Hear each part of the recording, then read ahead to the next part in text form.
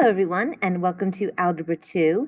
This is section 9.4, graphing sine and cosine functions. So whenever you have a graph that you don't know how to plot, even though I'm going to show you some tips and tricks, your first available method is always just make a table. So last class, we learned all the different values for sine at different angles. So at 0, sine is 0. At pi 6, sine is 1/2. At pi fourths, sine is the square root of 2 over 2. At pi thirds, sine is the square root of 3 over 2.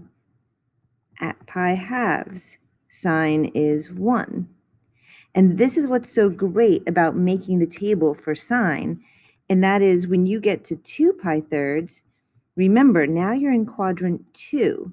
And according to our forecast, quadrant 2 sine is positive, so you can use the reference angle pi thirds and write the exact same value. And then for 3 pi fourths, sine is still positive, but I can refer back to pi fourths. For 5 pi 6, sine is still positive in quadrant 2, so I can refer to pi 6. And then sine of pi is 0. Are you hating these already? Don't worry, I'm going to show you some shortcuts. But doing this exercise the first time will help you understand it. Now, when sine is 7 pi 6, I still refer to pi 6, so I know it's still 1/2. But 7 pi 6 is in quadrant 3, and sine is negative in quadrant 3. So I'm going to end up repeating all of these. Now I'm going to do 5 pi fourths, and then I'm going to do 4 pi thirds, and then 3 pi halves. Remember, anything in quadrant 3 is 1 greater than a whole. So 5 over 4, 4 over 3, 3 over 2. So this is my quadrant 3, and sine is negative. So now it's going to be negative root 2 over 2, negative root 3 over 2, and then negative 1. And now I'm going to move into quadrant 4, where sine is also negative. But the next one on the unit circle, I don't just start back at 7 pi 6. That one's going to come last. It's going to be 5 pi thirds, and then 7 pi fourths, and then 11 pi 6. And then I get back to 2 pi. And then, of course, the unit circle is just going to repeat. So there's no point in plotting points after that. They'll just cycle back. So 5 pi thirds, I can refer to pi thirds, but it is negative. For 7 pi fourths, my reference angle is pi fourths, but it is negative. For 11 pi 6, my reference angle is pi 6, but it is negative, and sine of 2 pi is 0. So let's plot these points. It's a little hard to graph the square root of 2 over 2, so you can change it to a decimal. Square root of 2 is 1.4-ish, so this is about 0.7. And this is closer to 0.9, just to give you some sense of it. Of course, 1/2 is 0.5. So I'm going to start at 0. And I don't even have those pi 6, pi fourths. But this is definitely pi fourths right here. So at pi fourths, I'm going to go higher. I'm going to go up to pi sevenths. And pi 6, they're a little closer. They're not halfway. So this is going to be 0.5. And then this one's going to be 0.9, and then right at pi halves, I get to 1. Now that is definitely tricky to graph, so I'm just going to graph the fourths from here out. So 3 pi fourths is also 0.7, so at 3 pi fourths, I do want to stay higher than 1/2. And then at pi, I'm going to be down at 0 again. And then at 7 pi fourths, where's 7 pi, or 5 pi fourths, I'm at negative 0.7. So 0.7, we're going to put it right around there. And then at 3 pi halves, I'm at negative 1. And then again, I'm going to do the pi fourths just because that one's easy to find. So this is going to be 7 pi fourths, again, negative 0.7. And then I get back to where I was. So while it's great to have all these intermediate points, you can definitely still see the shape with just these. So it's going to go like this. Now, just like if I kept going, I would have coterminal angles. This graph is going to keep going, but it's not going to come up with anything new. If I were all the way around 2 pi and then did one more pi 6, that would be just like doing pi 6. So I'm going to go back up to 1/2. I'm just going to repeat this entire cycle. So what I'd like you to do for sine is not this. Okay, this is way too much work, but I'm hoping that by doing it one time, just this one time, it'll help you see how the graph is formed. And it's your backup plan. If for some reason you ever can't make the graph, make a table. But here's what I want you guys to do. I want you to memorize these 5 points. Sine of 0 is 0. Sine of pi halves is 1. Sine of pi is 0. Sine of 3 pi halves is -1. And sine of 2 pi is 0. If you can memorize those 5 points and then continue in the pattern that they make, graphing sine will be as simple as connecting those 5 points. Now make sure you make it U-shaped and not V-shaped. It's definitely a curve there. Got off a little bit. It's definitely a curve there like that. And put arrows on the end. It does keep going. In fact, it keeps going infinitely. So if you would like to try and figure out the graph of cosine on your own, that would be fantastic. But of course, we are going to do that next. So with cosine, I'm going to save myself a little trouble and go just to the 5 points. So I'm going to start at 0. Cosine of 0 is 1. I'm going to go up to pi halves. Cosine of pi halves is 0. And then pi, cosine is going to be -1. 3 pi halves, cosine is going to be 0 again. And when I get back to where I started, 2 pi is the same as 0, so I'm back at 1 again. So like I said before, I really want you to plot these points. So cosine starts at 0, down to, or at 0, it's up at 1, and then at pi halves is at 0. At pi, it's -1, and at 3 pi halves, it's 0, and 2 pi, it's back up to 1. But before you draw it, keep the pattern going. So you do want to continue the pattern. And on this one, be careful you don't go like that just because you didn't draw anything further. It's a top right there. It's a maximum.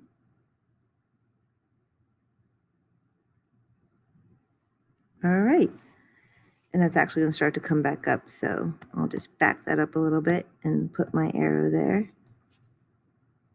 But this one is easy to accidentally put the arrow in that direction, but it is starting to curve back down.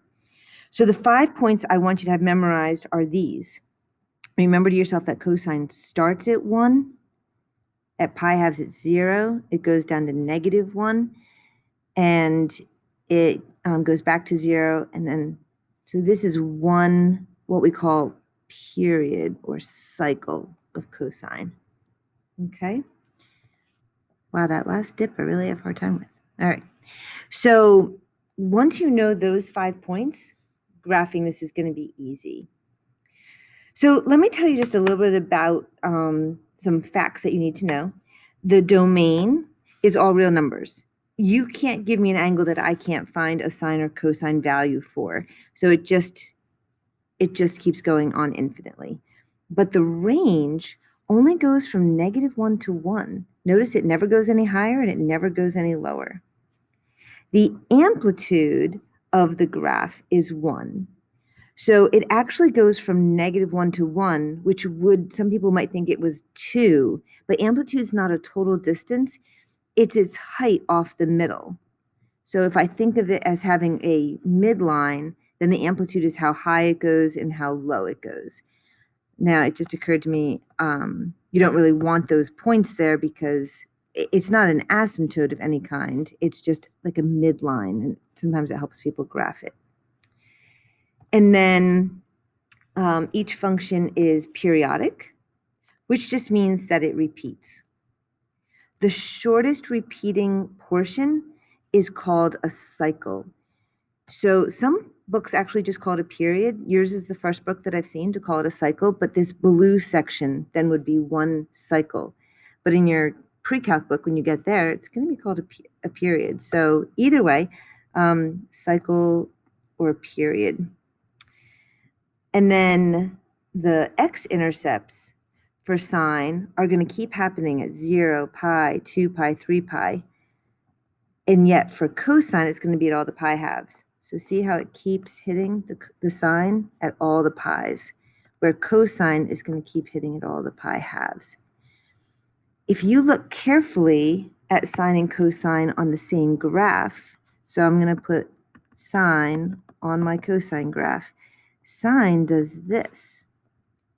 If you think about it, it's just a shift, right? It's a shift of 90 degrees or pi halves. If I move it pi halves. So if I move sine 90 degrees or pi halves, then I get cosine. And that's actually where they got the name from, because sine and cosine are cofunctions, and that means that think of the CO as complementary. So just like these two, 30 and 60, are complementary, they're off by 90 degrees. So if one's 60, the other's 30. If one's 45, the other one's 45. So just to give you some insight as to why they call it sine and then cosine. Okay, so you have the two parent graphs. Of course, what are we going to do? We are going to shift them vertically, which is going to be our D. We're going to shift them horizontally, which is going to be our C. And we're going to kind of stretch them out. In other words, we're going to change the amplitude, which is A. B is going to be the only one that is new. It's unique to trig functions. And so we'll have to learn one new one today. But A, C, and D, it's going to be just what you've always done. So most people really like trig graphing because at this point in the year, you've usually gotten really good at graphing. So for cosine, I'm not even going to make my table. Unless you need to, you're allowed to make it. But cosine starts at 1. Remember, I'm doing my 5 points. So actually, maybe I'll put the parent graph on there first. Cosine starts at 1. It goes, that's not 1. Cosine starts at 1. It goes down to 0, down to -1, back to 0, and up to 1. So this is going to be my parent graph. But what am I going to do? I'm going to graph 3 times that. So I just multiply all of these by 3, just like you would if you were making a table where you actually plotted those points and we crossed them all off and multiplied by 3, but you don't even need to do that. You can just look at it. 1 times 3 is going to be 3. 0 times 3 is still 0. -1 times 3 is -3. 0 times 3 is still 0. And 1 times 3 is 3. And then, of course, you need to continue that on the other side to make it a full graph. And then you just connect it. And luckily, all those middle points, you never need to plot points. They're just going to, if you make a nice enough shape, they should just be there. Okay, so again for sine, I'm going to graph my parent graph first. I actually do sine a little different. I usually start at 0, end at 0, in the middle at 0, and then I go up to 1 and down to -1. It doesn't actually matter if you do it in order. I'm not really sure why I do it that way, but I just kind of like it that way. All right, so now I want 1/2. So I'm just going to do 1/2 of all these, but 1/2 of 0 is still 0. 1/2 of 1 is 1/2. 1/2 of 0 is still 0. 1/2 of -1 is -1/2. And 1/2 of 0 is 0. Now, don't forget to keep going across. So it might help to put in your zeros first and then realize now you're going down to 1/2. And this one you're going up to 1/2. Those 5 points, in my opinion, are everything. So I just started to follow that red line there. I want the blue one. There you go. So it has half the amplitude. And that is 1/2 sine of x. As always, if a is negative, the graph is flipped. So for -2 sine of x, so I'm going to start at 0, end at 0, and be halfway at 0. And then normally at pi halves, I would go up to 1, but I'm going to go down to -2. And then at 3 pi halves, I would usually go down to -1. So I'm going to go up to +2 because -1 times -2 is +2. And that's, like I said, why I don't really make a table, because I really only have 5 points, but because 3 of them are 0, I really only need to memorize 2 of them. And then I go in this direction, and I think about the shape. This one must be going up to 2, and this one must be going down to -2. And without even making the parent graph first, I can graph it. Okay, let's do some phase shifts. Remember, this is the one that is opposite. So you're actually going to shift left if you have x plus c, and right if you have x minus c. So this one's going to go to the right pi halves. Remember that I've labeled mine by pi fourths. So each one of these is pi fourths. This is 2/4, which is a half, 3/4, 4/4, which is pi. So I personally, I know you guys have really gotten used to just moving your origin, but for some reason for me, for sine, I really like just doing the start at 0, end at 0, in the middle at 0, and then at pi halves it's 1 and 3 pi halves. I have these points so memorized that for me, it's easier to shift afterwards instead of moving my origin, because the points aren't things like moving 1, 2, like they are when we shift other things. So you can do it however you want, but I personally make my, not even my whole parent graph, just the parent dots first, and then I shift it. So I'm going to shift it to the right pi halves. So this one's going to go here, this one here, this one here, and then this one over there. And I can see the shape, but you do want to continue going. So it's going to go down, then back up, then back down, down. So like that. And this is okay. I missed that a little bit, but there you go. Now, with this next one, whenever you see a graph that is not a trig graph, that's because I couldn't find one online to copy into your notes that was by pi thirds. They're always by pi halves. But I think it is much easier to then use your own paper and then label them. So when this happens, I'd like you to call this pi. And then 3 more would be 2 pi. And in the other direction, 1, 2, 3, this is negative pi. So you're counting by pi thirds. That's how we'll do it. And on the homework paper that I'm giving you, there'll be some of these graphs too, and you can use those for the pi thirds. Okay, so let's talk about how to graph cosine as pi thirds, though. So cosine starts at 1 and ends at 1. So actually, I just realized that I just want to make this like this because they're not points, they're my pi. So there's pi, there's 2 pi, 3 pi. So, so cosine starts at 1, and then at 2 pi, it ends at 1, and halfway, it's -1. And then cosine at pi halves. Now, before you think, well, we don't have pi halves on here anymore. Well, pi halves is just halfway. So you can find halfway.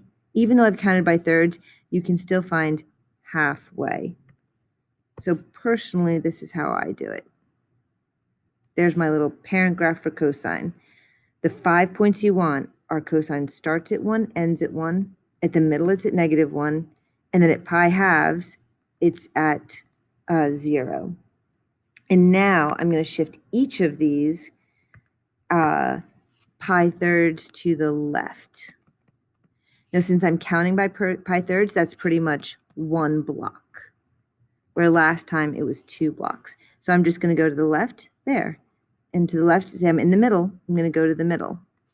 And then this one's on the line, I'm going to go to the line, in the middle, and then on the mark. And sometimes what I do is I count. So there's 1, 2, 3, 4, 5, 6 spaces before the next top. 1, 2, 3, 4, 5. So it would come out here. After 3, it goes down. So after 3, it goes down. And then I can find the middles pretty easy. After 3, it goes down, and there's the middle. So that's one way to do it. We're going to do I mean, there's really nothing new to learn. Actually, that's not true. We're going to do our periods, which is something new. But this basic concept, we'll practice it with a whole bunch of examples. Okay, vertical shift, another thing that you're very familiar with. You're going to shift up if d is greater than 0 and down if d is less than 0. So again, for me, I very quickly plot cosine, which starts at 0, ends at 0, does not. Starts at 1, ends at 1, halfway at -1, and then at pi halves and 3 pi halves at 0. Now, you don't even have to draw the parent graph, just the points. And now I can shift them all up too. But like I've said before, if you would like to just move your origin the way we've been doing that all year, you can. You just might have to think about it a little bit differently. And then, of course, always complete your cycle. Make sure you've got all the points all the way across and then connect them. Some people think they can do it without drawing them first, and that's great. I can't. I need to draw them all and then connect them. Sine, same thing. Sine starts at 0, ends at 0, in the middle at 0. It goes up to 1 and down to -1. I guess I just do it this way because it's very, very fast. And now I take all those points and I go down 3. 1, 2, 3. 1, 2, 3.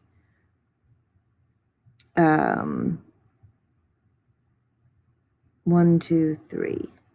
And 1, 2, 3. So it's going to look like this, but I personally don't think I can keep drawing it. So I will continue with my actual points first, and then I draw it. Okay, you ready for the new one? Here we go. So the period of sine and cosine is determined by b. So b is if there is a number before the x. So sine of 2x.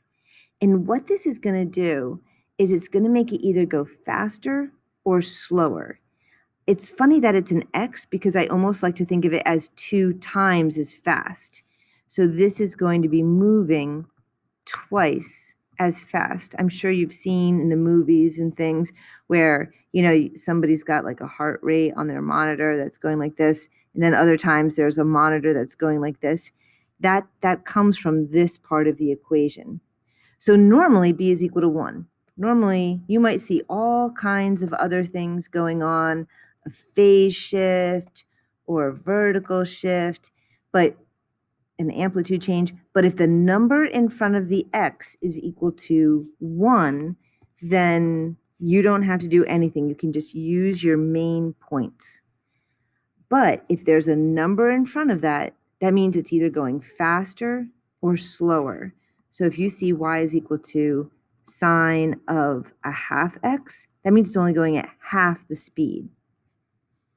All right. So the formula that you're going to use to figure out the new period, so normally sine starts at 0, ends at 0 at 2 pi, right? That's its normal period. It takes 2 pi before it starts to repeat, which makes sense because 2 pi is around the circle. Around the circle, that's when all the sine values just start to repeat themselves, 2 pi.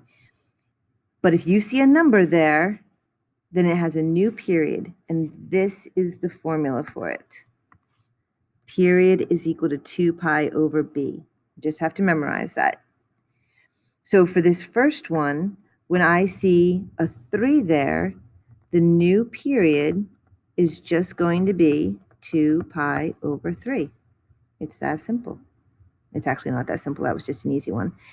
Now, what is b in this case? So if you see x over 3, you need to be able to say to yourself, that's the same as 1/3 x. Very important concept here. X divided by 3 is the same as 1/3 times x, because this is your b. So your new period for this one is going very slowly. Your new period is going to be 2 pi over 1/3. I'm going to change to multiplication, and I'm going to flip. So this period is going to be 6 pi. The next one, what is my b? It's whatever's before the x, so b is pi halves. So your new period is going to be 2 pi over pi halves. So I'm going to keep the 2 pi. I'm going to change this to multiplication, and I'm going to flip. My pi's cancel, and I just get a period of 4. So sometimes you'll see pi in the actual equation.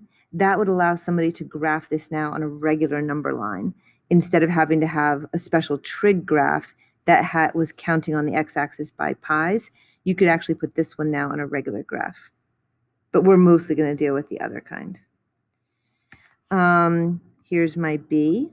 My b is the number before the x, so it's 2/3. So the period for this one is going to be 2 pi divided by 2/3. I keep, change, flip. My 2's cancel, and I get a period of 3 pi. For the next one, the number in front is an 8. So your new period is going to be 2 pi over 8, which means your period is going to be equal to pi fourths. All right, let's see if you can do this last one. Again, it's an x over 4. What is b? Do you know? Remember, x over 4 is the same as 1/4 x. So your b is 1/4. So your new period is going to be 2 pi over 1/4, which when you keep, change, flip, is going to be times 4 over 1, which is going to give you a period of 8 pi. So just to show you how these relate, this one is going really fast, right? So think about a normal graph. This is pi, this is 2 pi. This one is going so fast, it's going to finish its period by 2 pi thirds. It's already going to be done. Its cosine is going to go like that, super fast. This one is going slow. It's taking its time. It's only going to go 1/3 as fast as normal. So it doesn't finish its period. Instead of, this is sine, instead of doing that, it's not going to finish until 6 pi. It's literally going to take its time.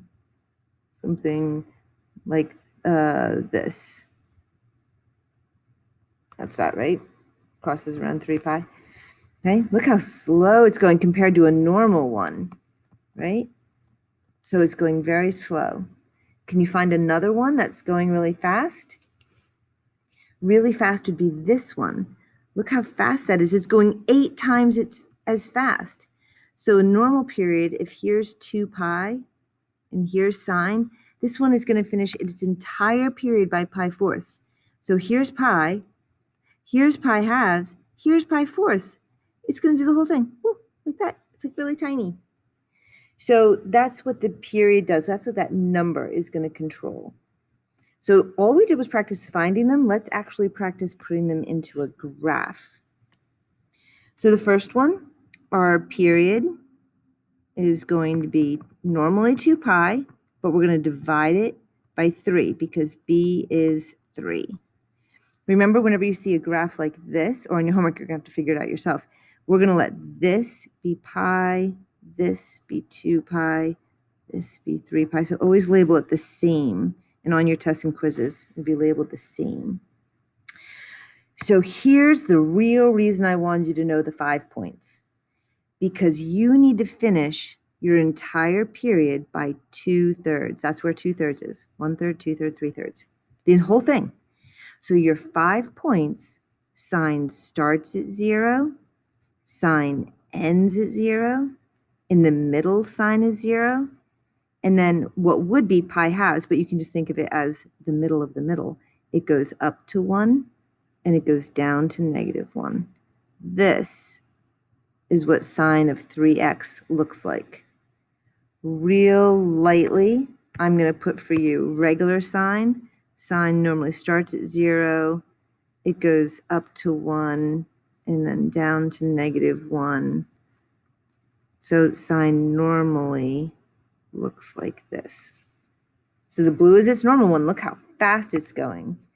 And Now we have to graph the whole thing. You ready for this? So I just look at the zeros. So it's going to hit 0 every single time all the way across.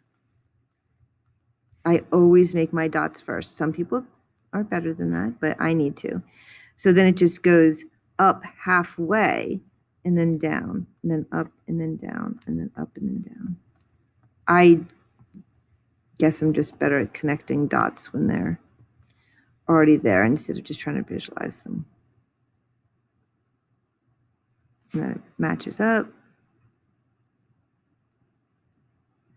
Now you're thinking, do we really have to go all the way across? Yes, you have to go all the way across. You can do it. That's sine of 3x.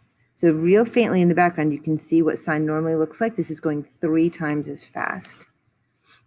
So this one's only going half speed. So it's going to be very slow. So cosine normally starts at 1, ends at 1, and in the middle it's -1. And then at pi halves it's 0. So again, I'm just going to put the original graph on there. That's the original graph. And I'm going to be doing a half x. So its new period is going to be 2 pi divided by a half, which is going to be 4 pi. Now I can't even see 4 pi. So my little method of it starts at 1, it ends at 1 is going to be way over at 4 pi. So you're going to have to either draw it further so you can see the whole thing or just think it through. I think to myself, okay, 4 pi is going to be back up, which means at 2 pi, it's going to be down at -1. And then halfway, it'll be at its 0. In the other direction, it would be 4 pi in the other direction. So at 2 pi, halfway, it must be at -1. And how does it get there? Halfway. So I really think of my cosine graph as it starts at 1, it ends at 1, in the middle at 1, and then at the halfway point, so really the quarter marks, it's at 0. And that's personally the method that works for me. So every once in a while, I get a kid who's like, well, I'll just make it easier. I'll just change this 2 pi and I'll just change this to 4 pi. Well, you could do that, but then you're not going to see how slow it's moving. You really don't want to do that. If you just change the units on every single paper that you have to do, you're not going to see how the change affects it. So don't relabel them unless it's the pi thirds. You do have to label that one. Okay, so the whole rest of this is just putting it all together. There's nothing else to teach you. You just need to see if you can do all these different parts. So I personally, I do the amplitude and the period on my on my first graph. And then I do the phase shift or the vertical shift. So this one only has amplitude and the period is still 2 pi. So I think I can do that. It's sine. So, oh, where's my trig graph? And I see that there's going to be a pi thirds. So I'm going to label this by pi and then 2 pi. And I realize that's because when I shift it, so even though I can't see that there's going to be a shift yet, I haven't gotten to that part of my problem, it gave it away that it was this kind of graph. Okay, so sine starts at 0, ends at 0, and in the middle at 0. And then at pi halves, which you can find, it's halfway between 0 and pi, even though we're counting by thirds. At it's going to go up to a half because that's its amplitude, and then down to a half. And then I personally would just make a little tiny graph. So that's kind of like my parent. And then now I'm going to shift it. So I want to shift it to the right pi thirds. So pi thirds is 1 block in this case. So this one's going to go over. This one that's in the middle is going to go over. This one's going to go over. And then from there, I just repeat. So I see it hit 0 every 3 blocks. So 1, 2, 3. In the other direction, 1, 2, 3. 1, 2, 3. And then I see it needs to go back up halfway. And then it's going to go down halfway. So it's going to look like that.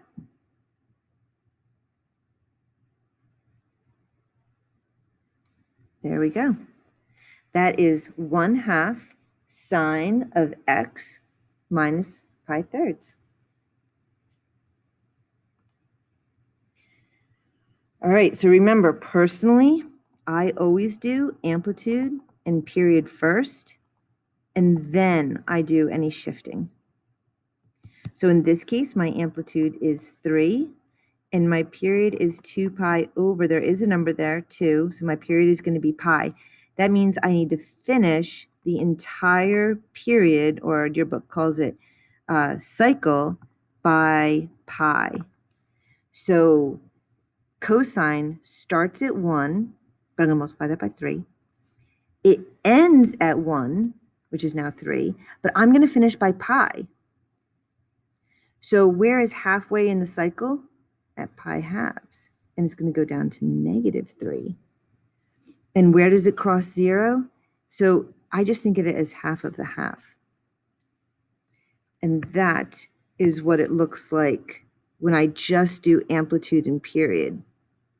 Now I need to shift it. So my shift is going to be up 1. So I'm going to take each of these points and I'm going to move them up 1. And I'm going to continue it. So I see 1, 2, 3, 4 between them. 1, 2, 3, 4. 1, 2, 3. It's kind of just a counting game. And on this one, there's 2 in between them. So I do 2 in between them. It's just a great way to make the graph fast. In this one, you only see 1, but it's going to keep doing that. It's going to go up, and then it's going to come down. So it must be here. And then now I see there's 4 between them. 1, 2, 3, 4. And then you can go ahead and connect it. And that is how you graph cosine when it has an amplitude of 3, a period of pi, and it's been shifted up 1. All right, if you haven't tried one on your own yet, there are still a couple more that you can do. But of course, I am going to do them for you. So amplitude, okay, so the amplitude is 2, not -2. We are going to flip the graph upside down, but by definition, the amplitude is just 2. And then my period is 2 pi over my b is 4. Ooh, I got to finish the whole thing by pi halves.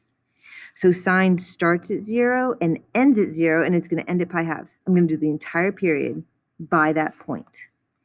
And then it's in the middle at 0. And it's going to go up to 2, but it's actually going to be negative. So sometimes you might just put a little negative there to remind yourself. So it's going to go down to -2 and then up. So its sign is flipped upside down. So this is basically what it's going to look like, but it's going to be shifted. So I always do amplitude and period first. Now I'm going to shift it. And this is inside the parentheses, so it's going to go to the left 3 pi fourths, which for us, pi fourths is a single block, so that's going to be 3 blocks. So I take this one and I go 1, 2, 3. This one is halfway, 1, 2, 3. This one is halfway, 1, 2, 3. This one, 1, 2, 3. And this one, 1, 2, 3. So this is what my graph is going to look like. But you have to complete it, so you have to keep going with it. So I do see that it's going to hit the axis every single time at every single block there. So you can kind of just draw them. And then halfway between, it's going to go down and then up. So like I said, some people don't need to do this. I'm not really sure why I'm so dependent on it, but I really need to have all the points first before I try and do it. And even then, you can see I'm not always very good at it. In fact, that one's really just a little too bad. So, all right, and then on this side, now we're on the up, then down, then up, then down, then up. All right. There's still one more to try if you haven't tried one yet. So again, I'm going to do amplitude and period first. You always find the period by doing 2 pi divided by b, which in this case is 2/3. I'm going to keep, change, flip, and I get 3 pi.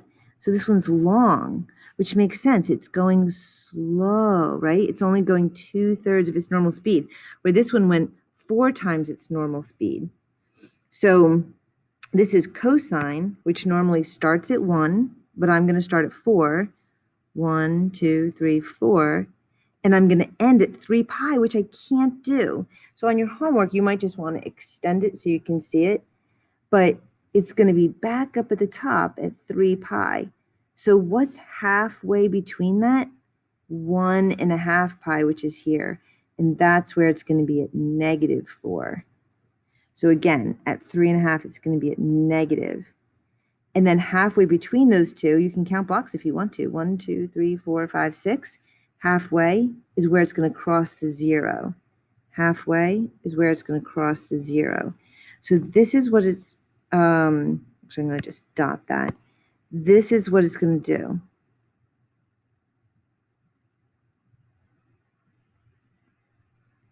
Okay, so that 3 pi is just way out there. I can't even see it. But you can visualize it and you can use it to help you count. All right, so now I need to do my shifting. So I'm going to go to the right pi halves. So I take each one of these pi halves. Since pi fourths is a block, pi halves is 2 blocks. So I'm going to take this one and move it there. This one and move it there. Just going to move all of them. And now this one would have been right here. Like I couldn't quite reach it. It was 3 blocks away, but now I can. So if I move it 2, it's actually going to be right there. So I can do that one now.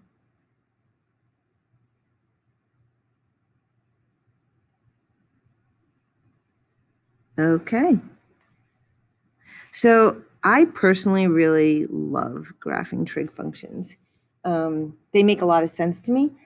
And so I hope you enjoy this section. All right, just a couple extra problems here. Use the graph to answer the following questions.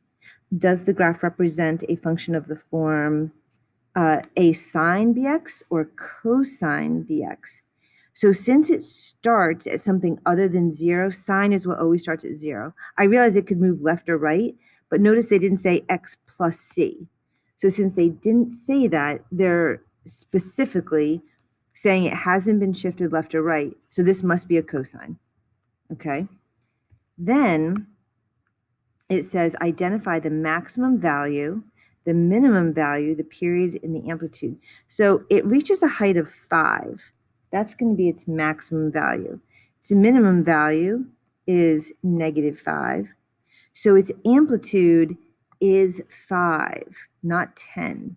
Because 5 is, think about it like from this middle line here, it goes up 5 and then down 5. So its period is where it completes one cycle.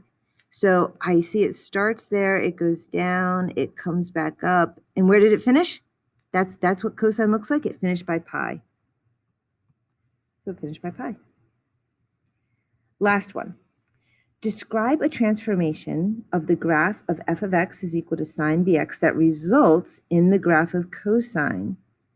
So we talked about this at the very beginning of the block, that sine, we're not going to worry about b, sine starts at 0, ends at 0, in the middle at 0, and then at pi halves it's at 1, and at 3 pi halves it's -1. This is sine. So if you want to do cosine, you would want to be here, very close, right? How much exactly is it off by? Every single one of these points went to the left pi halves. So if you take sine and you go to the left, which would be plus pi halves, then you would get cosine. And that is how sine and cosine are related. They're off by pi halves, which is 90 degrees. All right, that is it for section 9.4. Have a great day.